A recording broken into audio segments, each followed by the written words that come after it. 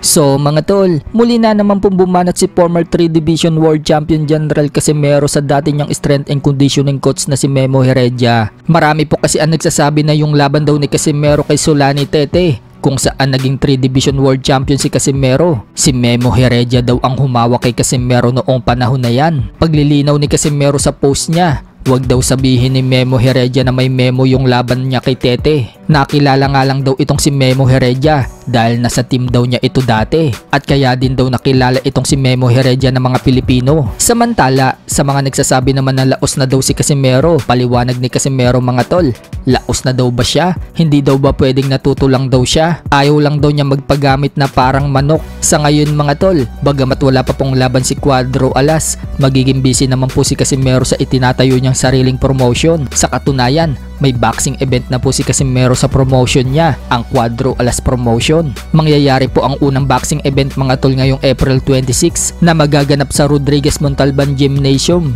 Paniguradong pupunta po dyan si Casimero. Sa kabilang banda naman mga tol, tinuruan nga po ni former 4 Division World Champion Donnie Asnietes si Kiko Pangilinan kung paano ang tamang paghigop ng sabaw. Nagtrending po kasi sa social media mga tol ang video ni Kiko Pangilinan nang humihigop ito ng sabaw. Marami ang nagsasabi mga tol na idinampi lang daw ni Kiko ang labi nito sa sabaw, pero hindi naman daw nito hinigop. Kaya noong kumain po si Donnie Nietes mga tol, sinabi ni Donnie Nietes na ganito daw ang tamang paghigop ng sabaw.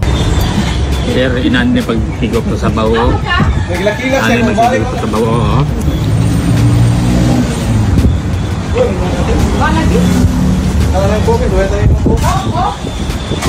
Na, mo na sunda. Dili kay igo na kagana na sa imong bibig. Magkakiko gini mo. Sa isang video naman po ni Nietes mga tol, agaw pansin naman po sa netizen ang pamimili niya sa palengke. Napakasimple nga lang daw talaga nitong si Nietes mga tol.